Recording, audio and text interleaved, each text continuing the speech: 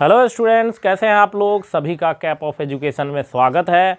जैसा कि आप पिछले वीडियो में आर्ट्स के क्लास को आपने देखा था, उस क्लास में आपको बताया गया था कि आपको 12th में आर्ट्स का जो हिस्ट्री है, हिस्ट्री में पहला लेसन है हड़प्पा सभ्यता, सिंधु घाटी सभ्यता, उसके विषय में आपको पढ़नी है।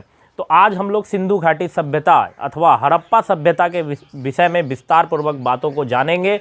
और स्टूडेंट्स, जो भी चीज़ें मैं पढ़ा रहा हूँ उसका मैं नोट्स आपको दूंगा, उसमें और भी आसानी से आप देख करके, जब यहाँ आप पढ़ लेंगे तो उसको आसानी से देख करके आप समझ सकते हैं और उसको याद कर सकते हैं। तो यहाँ पर जो मैं बताने जा रहा हूँ वो है सिंधु घाटी सभ्यता, यानी कि उसी सिंधु घाटी सभ्यता को हड़प्पा सभ्यता भी कहा जाता है। सिंधु घाटी सभ्यता, आज हम लोग इसके बारे में डिटेल्स करेंगे। सिंधु घाटी सभ्यता, सिंधु शब्द की उत्पत्ति किस प्रकार हुई, सिंधु घाटी सभ्यता का प्रसार किस प्रकार का था, त्रिभुजाकार क्षेत्र में ये फैला हुआ था, कौन कौन से उत्तर में और दक्षिण में, पूरब में, पश्चिम में कौन कौन सा क्षेत्र था, इन सभी चीज़ को आप चित्र में देख सकते हैं। इन सब चीज़ों पर हम लोगों ने डिस्कस कर लिया था और आगे मैं आज सिंधु घाटी सभ्यता, हड़प्पा सभ्यता के विषय में आगे मैं बताने जा रहा हूँ। तो सबसे पहले स्टूडेंट्स देखेंगे हम लोग कि सिंधु घाटी सभ्यता को हड़प्पा सभ्यता के नाम से क्यों जाना गया। हड़प्पा सभ्यता के नाम से इसे क्यों जाना गया। जैसा कि आप जानते हैं कि हड़प्पा सभ्यता 1900 से लेकर के 2600 BC के बीच का ये काल माना जाता है। वैसे कालक्रम के ऊपर जो है बहुत सारी जो है अलग अलग अवधारणाएं हैं। चार्ल्स मैनसन ने इसकी सबसे पहले जानकारी दी थी और फिर दयाराम साहनी के नेतृत्व में जो है दयाराम साहनी के नेतृत्व में 1921 ईस्वी में, जैसा कि आप लोग जानते हैं, हड़प्पा सभ्यता की खोज हुई, हड़प्पा शहर की खोज हुई। हड़प्पा शहर की जब खुदाई हुई तो उस समय में पुरातत्वविदों ने बहुत सारे वस्तुओं को देखा।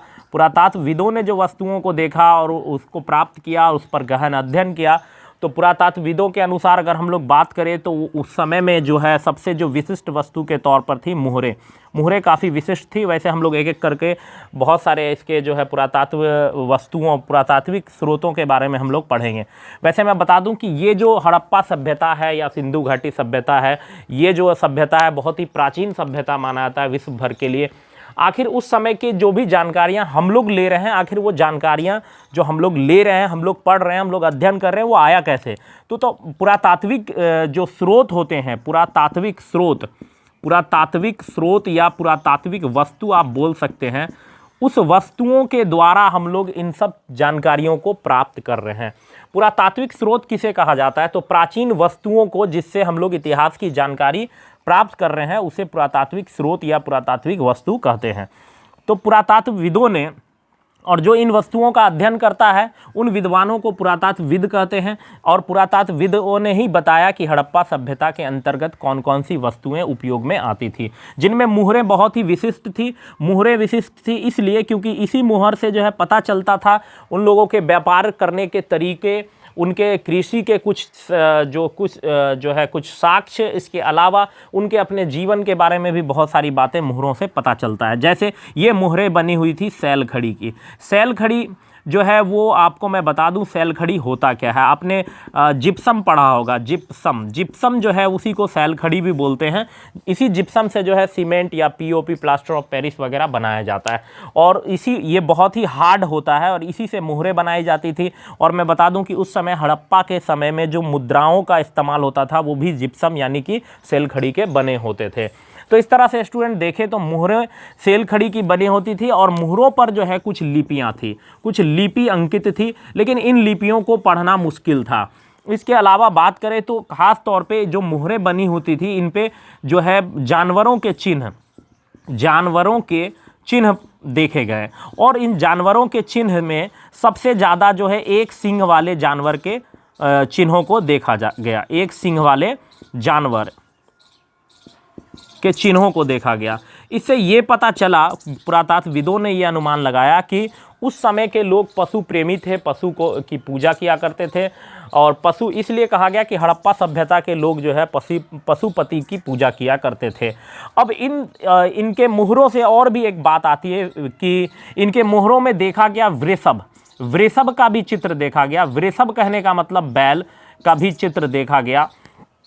और जो बैल का चित्र देखा गया तो कुछ पुरातत्वविदों ने एक अनुमान लगाया कि उस समय जो कृषि होते थे या कृषि की जो पद्धति थी उसमें कहीं ना कहीं बैल का इस्तेमाल जो है वो किया करते थे, बैल का इस्तेमाल खेत जोतने में किया करते थे। ये ऐसा एक पुरातत्वविदों का भी एक अनुमान है, एक साक्ष्य के आधार पर। अब आगे अगर हम लोग बात करें तो इसमें और भी बहुत सारे पुरातात्विक वस्तुएं, जैसे आप बात करें तो पुरातात्विक वस्तुओं में अनाज के दाने प्राप्त हुए, अनाज के दाने। इसके अलावा आप बात करें इसमें पुरातात्विक वस्तुओं में तो अस्थियां जो हैं, जानवरों की अस्थियां प्राप्त हुई।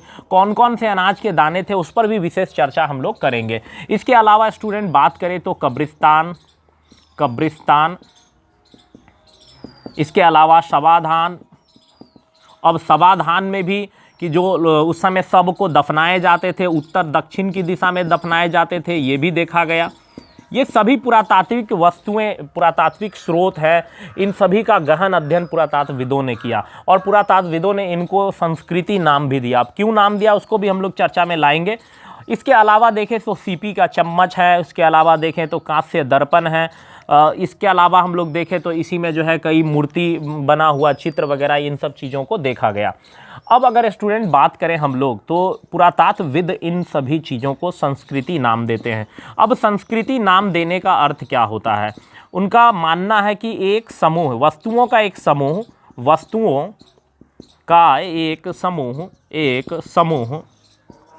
जो एक समान शैली के होते हैं और जो एक समान भौगोलिक क्षेत्र और समान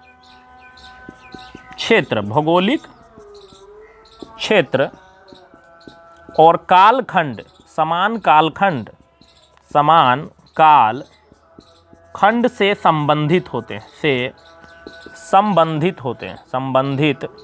होते हैं। तो स्टूडेंट्स संस्कृति संबंधित होते हैं। उन्होंने पुरातात्विक वस्तुओं को, पुरातात्वविदों ने, आर्कियोलॉजिस्ट उनको बोलते हैं अंग्रेजी में, उन्होंने पुरातात्विक वस्तुओं को संस्कृति नाम दिया। और संस्कृति नाम देने का अर्थ था कि वस्तुओं का एक ऐसा समूह जो एक समान शैली के होते हैं और जो एक समान भौगोलिक क्षेत्र और समान कालखंड से संबंधित होते हैं, ऐसे वस्तुओं के समूह को उन्होंने संस्कृति नाम दिया। तो स्टूडेंट्स मेरे ख्याल से आपको बहुत सारी चीज़ें जो है वो समझ में आ गई होगी कि जो हड़प्पा सभ्यता था उस सभ्यता को 1900 से लेकर 2600 BC तक का लगभग कालखंड माना जाता है, कालक्रम उसका दिया हुआ है। चार्ल्स मेंसन ने इसकी सबसे पहले जानकारी दी और दयाराम सैनी के नेतृत्व में 1921 में इसकी खुदाई हुई और खुदाई के बाद जो है पुरातात्वविदों ने बहुत सारे वस्तुओं पर गहन अध्ययन किया जो वहाँ से प्राप्त हुए। जो भी प्राचीन वस्तुएं प्राप्त हुई उन सभी वस्तुओं को पुरातात्विक स्रोत कहा गया। इन पुरातात्विक स्रोतों में सबसे विशिष्ट जो चीज़ थी वो थी मोहरें। मोहरों की बात करें स्टूडेंट्स, आप देख सकते हैं चित्र में मोहरें किस प्रकार की उस समय की मोहरें थी जो सेल खड़ी की बनी हुई थी। सेल खड़ी यानी क्या? जिप्सम, जो आप पढ़ चुके हैं, कभी मैट्रिक में भी आपने पढ़ा होगा जिप्सम वगैरह। जिप्सम का सेल खड़ी बना हुआ था और यही जिप्सम है जो सीमेंट भी बनाता है, यही जिप्सम है जो प्लास्टर ऑफ पेरिस भी बनाता है। और इसके बाद अगर बात करें तो इन मोहरों पर लिपि थी, जो लिपि जो है स्पष्ट रूप से पढ़ी नहीं जा सकी अभी तक। जानवरों के चित्र हुआ करते थे और ख़ास तौर पे एक सिंग वाले जानवर, उसी जानवरों के चित्र में ऋषभ का भी चिन्ह देखा गया। और इससे पुरातात्वविदों ने, जो उस समय के विद्वान थे, जो उन लोगों ने अनुमान लगाया कि खेती में ऋषभ यानी बैल का कहीं ना कहीं जुताई में जो है यूज़ होता था। इसके अलावा अनाज के दानों में हम लोग बात करेंगे, अभी कृषि पद्धति के अंतर्गत बात करेंगे कौन कौन से अनाज के दाने प्राप्त हुए। वैसे मैं बता दूं, जो है गेहूं, जौ, बाजरा, तिल, सफ़ेद चना, इसके अलावा जो है कहीं कहीं पर चावल के जो है अवशेष प्राप्त हुए। अस्थियों में बहुत सारे जानवर के अस्थि, जैसे कि आप बात करें तो भेड़, बकरी, भैंस, सूअर, इसके अलावा बात करें तो हिरण, वराह एक सूअर के ही कैटेगरी में आता है। इसके अलावा घड़ियाल और पक्षी और कई मछली जो है, मछलियों का भी अस्थि का जो है मतलब अस्थियां प्राप्त हुई। तो इसके अलावा कब्रिस्तान, शवाधान, वहाँ कब्रिस्तान में देखा गया जो है देखा गया कि शवों को उत्तर से दक्षिण में दफनाने की परंपरा थी। इस तरह से देखें तो पुरातात्वविदों ने इन सभी वस्तुओं को संस्कृति नाम दिया। संस्कृति क्यों नाम दिया? वस्तुओं का एक ऐसा समूह जो एक समान शैली के होते हैं और जो एक समान भौगोलिक क्षेत्र और समान कालखंड से संबंधित होते हैं। तो स्टूडेंट्स ये सब चीज़ें आपको समझ में आ गई होगी। अब हम लोग आगे देखते हैं कि इन लोगों का जो आरंभिक काल था, इसके अलावा जो बस्तियां थी, आरंभिक हड़प्पा सभ्यता, विकसित हड़प्पा सभ्यता किन किन क्षेत्रों में फैला हुआ था। इसके अलावा देखें तो इनके जीवन निर्वाह का क्या तरीका था। उसके अलावा देखेंगे हम लोग इसमें कृषि प्रौद्योगिकी, जो एग्रीकल्चर टेक्नोलॉजी थी उस समय का, उन सब चीज़ों को हम लोग देखेंगे एक एक करके। अब हम लोग पढ़ेंगे कि हड़प्पा वासियों का निर्वाह का तरीका क्या था। इनके निर्वाह का तरीका, निर्वाह जीवन यापन का तरीका इनका क्या था, वो हम लोग समझेंगे यहाँ से। तो स्टूडेंट्स, जैसा कि पुरातत्वविदों ने बताया, कई ऐसे विद्वानों ने बताया कि इनके जीवन निर्वाह का जो तरीका था उनमें इनके खान पान, भोजन, इनका जो जीविकोपार्जन का साधन था वो क्या क्या था। तो वैसे बताया गया कि वनस्पतियाँ या वनस्पति उत्पादों और मछलियों का उपयोग मुख्य रूप से भोजन में किया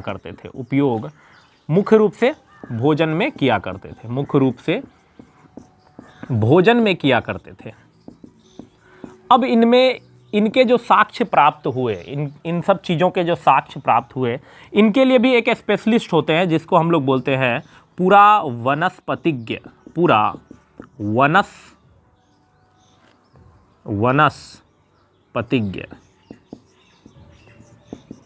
पुरावनस्पतिज्ञ। तो ये जो होते हैं, ये विद्वान जो है प्राचीन जो है वनस्पतियों के विद्वान होते हैं, जिन लोगों ने ये बताया कि उस समय हड़प्पा वासी जो थे वो वनस्पति उत्पादों और मछलियों का मुख्य रूप से भोजन में उपयोग करते थे। इसके अलावा जीवन निर्वाह के लिए ये तो हो गया भोजन, इनके भरण पोषण के लिए। अब जीवन निर्वाह, जीवन चलाने के लिए, जीविकोपार्जन चलाने के लिए ये अपनी जो है कृषि किया करते थे। तो कृषि जो है ये किस प्रकार का कृषि किया करते थे। कृषि के साक्ष्य जो है पुरातत्वविदों को जो प्राप्त हुआ, कृषि के साक्ष्य के रूप में अनाज के दाने प्राप्त हुए। अनाज के दानों के रूप में हम बता दें आपको, अनाज के दाने, इसमें जो है गेहूँ, जौ, तिल, दाल, इसके अलावा बात करें सफ़ेद चना, मटर, कपास, ये कुछ खास मैंने बताया। इसके अलावा बाजरा और कहीं कहीं पर चावल के साक्ष्य प्राप्त हुए। ये कहीं कहीं का क्षेत्र है। इसी प्रकार बाजरा का जो साक्ष्य प्राप्त हुआ वो भी गुजरात से प्राप्त हुआ। तो हम लोग बात करें तो कृषि के संबंध में जो जानकारियां सामने उभर के आई वो अनाज के दानों से पता चला। उसके अलावा जो है जो जुते हुए खेत का साक्ष्य से पता चलता है। जो कई जगहों पर जो है वो मिट्टी के बने हुए जो हल थे उनसे पता चलता है कृषि के साक्ष्य के संबंध में। अगर हम लोग स्टूडेंट बात करें इसमें आगे, तो ये पशुपालक भी थे। ये पशुपालन किया करते थे। इन सब चीज़ों का साक्ष्य जो है अस्थियों से प्राप्त हुआ। अब अस्थियों में बात करें हम लोग, तो अस्थियों में खास तौर पे भेड़, बकरी, भैंस, सूअर, हिरन, घड़ियाल और इसके अलावा मत्स्य पालन भी ये लोग करते थे। पक्षियाँ, मत्स्य पालन करते थे, इसलिए मछलियों के भी साक्ष्य, मछलियाँ, इन सब के साक्ष्य जो है उस समय में मिले। इसके अलावा कुबड़ वाले जो जानवर थे उनके भी कई साक्ष्य प्राप्त हुए। इस आधार पर माना गया कि उस समय के लोग जो है पशुपालक थे, पशुपालन करते थे, पशुओं को जो है मतलब पशुओं को पूजते थे, प्राकृतिक जो है रूप से पूजा किया करते थे। तो इन सब चीज़ों को आप देखें तो निर्वाह के तरीकों में इनके भोजन में वनस्पति उत्पाद, मछलियों का, इसके अलावा पूरा वनस्पतिज्ञों ने बताया कि जो है कृषि करके वो अपना जीवन यापन चलाते थे, पशुपालन करके जीवन यापन चलाते थे। कृषि से जो उत्पाद प्राप्त होते थे उनकी बिक्री किया करते थे। जैसा कि आपको मैं बता दूं कि पूरे दुनिया भर में जो है ना, पूरे दुनिया भर में कपास जो है सिंधु वासियों ने ही उपजाया था। ये भी एक बहुत ही इंपॉर्टेंट पॉइंट होगा आपके लिए कि विश्व में प्रथम जो कपास उपजाने वाले लोग थे, सिंधुवासी लोग थे। विश्व में प्रथम कपास उपजाने वाले लोग कौन थे? सिंधुवासी। और जो सिंधुवासी हड़प्पा वासी थे वो मुख्य रूप से कपास का बिजनेस किया करते थे, व्यापार दुनिया के बहुत सारे देशों में किया करते थे। इसके भी कई साक्ष्य प्राप्त हुए। ये तो बात हुई कि कृषि से संबंधित बहुत सारे अनाज के दाने प्राप्त हुए, उसी से पता चलता है कि किस प्रकार की वो खेती किया करते थे। और इसके अलावा कृषि से संबंधित जो है कई जगह पर सिंचाई के कुछ साक्ष्य प्राप्त हुए, कई जगह पर जो है जुते हुए खेत का साक्ष्य प्राप्त हुआ, कई जगहों पर जो है मिट्टी के बने हुए हल का साक्ष्य प्राप्त हुआ। अब हम लोग अगर बात करें आगे, तो ये जो खेती किया करते थे, दो प्रकार की खेती जो आज भी हो रही है, रबी कृषि यानी रबी फसल उपजाते थे, जो कि जाड़े के मौसम में उपजाया जाता है, ख़ास तौर पे धान और गेहूं और जौ। गेहूं और जौ जो है ये रबी फसल के तौर पर जो है उपजाते थे, ये जाड़े के मौसम में। इसके अलावा जो है खरीफ फसलें जो गर्मी के मौसम में, ये जाड़े के मौसम में उपजाते थे। और खरीफ फसलें जो है ये, इसके अलावा अन्य फसलों को, खरीफ फसलों को ये गर्मी के मौसम में उपजाते थे। ये भी इसके साक्ष्य प्राप्त हुए। इसके अलावा बता दें तो जो गेहूं थे, उस समय में गेहूं के दो प्रजातियों का खास तौर पे ये लोग गेहूं के दो प्रजाति उपजाते थे। एक क्लब व्हीट, इसका नाम है क्लब व्हीट। इसके अलावा भारतीय ड्वार्फ, इसके अलावा एक था भारतीय ड्वार्फ व्हीट। यानी कि दो प्रकार के गेहूं के जो प्रजाति हैं उसके साक्ष्य प्राप्त हुए, एक क्लब व्हीट और एक भारतीय ड्वार्फ व्हीट।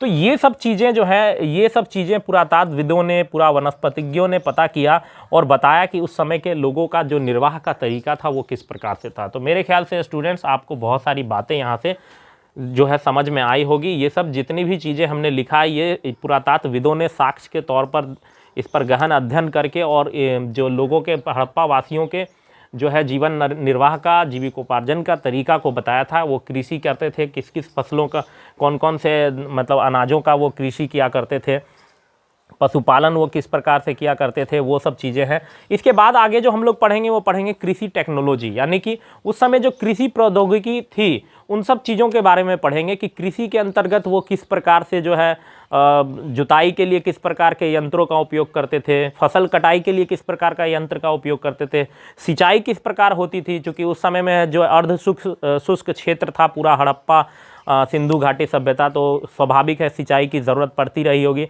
तो उन लोगों को सिंचाई का कौन कौन सा साधन था, बहुत सारे चीज़ों को हम लोग जो है एग्रीकल्चर टेक्नोलॉजी में पढ़ेंगे, हड़प्पा सिविलाइजेशन के एग्रीकल्चर टेक्नोलॉजी में, जिसमें आता है कि हड़प्पा वासियों की कृषि प्रौद्योगिकी किस प्रकार की थी। तो आप ये जीवन निर्वाह के तरीकों को आप लिख लें आराम से, और जो है ये रफली आप नोट कर लें। मैं इसका नोट्स दूंगा PDF बना करके, स्पष्ट रूप से बहुत अच्छे से उसमें लिखा हुआ होगा।